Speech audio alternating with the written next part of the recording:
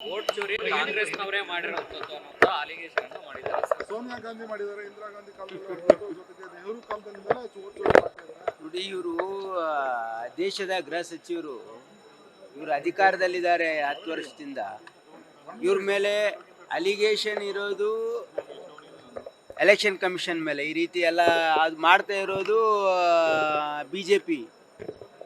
ಅವ್ರು ಮಾಡಿದ್ದಾರೆ ಅಂತಂದರೆ ಈಗ ಅವ್ರು ಮಾಡಿದ್ದಾರೆ ಅಂತ ಇವ್ರು ಮಾಡೋದಕ್ಕೆ ಸಬಬ್ ಹೇಳ್ತಾ ಇದ್ದಾರಾ?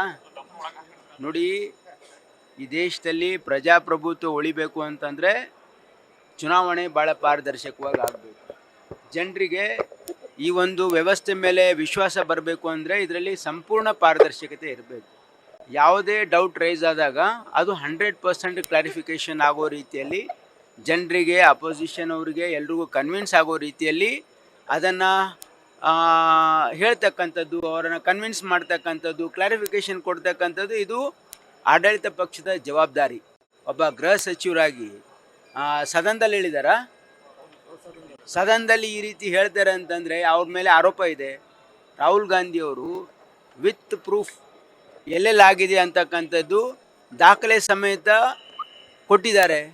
ಅದಕ್ಕೆ ಅವರು ಕ್ಲಾರಿಫಿಕೇಷನ್ ಕೊಡೋದು ಬಿಟ್ಟು ನಿಮ್ಮ ಕಾಲದಲ್ಲಿ ಆಗಿದೆ ಅಂತಂದರೆ what kind of answer is this? That means to say they have accepted.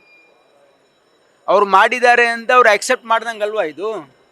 ಹಾಗಾಗಿ ಇವತ್ತು ಭಾರತೀಯ ಜನತಾ ಪಾರ್ಟಿ, ನರೇಂದ್ರ ಮೋದಿಯವರು, ಅಮಿತ್ ಶಾ ಅವರು ಹಿಂಬಾಗಿಲಿನಿಂದ ಈ ಪ್ರಜಾಪ್ರಭುತ್ವ ವ್ಯವಸ್ಥೆಯನ್ನು ಕಗ್ಗೊಲೆ ಮಾಡಿ ಇವತ್ತು ಸರ್ಕಾರಗಳನ್ನು ಚುನಾವಣೆಯಲ್ಲಿ ಗೆಲ್ತಾ ಇರೋದು ಇದು ದುರದೃಷ್ಟಕರ. ಇದು ನಿಲ್ಲಬೇಕು ಅಂತಕ್ಕಂಥದ್ದು ನನ್ನ ಭಾವನೆ. ಜನೌಷಧಿ ಕೇಂದ್ರಗಳನ್ನ ಮುಚ್ಚಬಾರ್ದು ಅಂತಂದೇಳಿ ಪೀಠ ಹೇಳಿದೆ ಸರ್, ಹೈಕೋರ್ಟ್.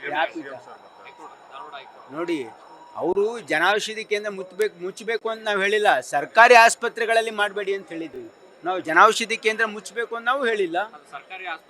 ಸರ್ಕಾರಿ ಆಸ್ಪತ್ರೆಗಳಲ್ಲಿ ಜನೌಷಧಿ ಕೇಂದ್ರಗಳ ಅವಶ್ಯಕತೆ ಇಲ್ಲ. That is my stand. News first, ನಿರ್ಭೀತಿಯಿಂದ ನಿಮ್ಮ ಪರವಾಗಿ.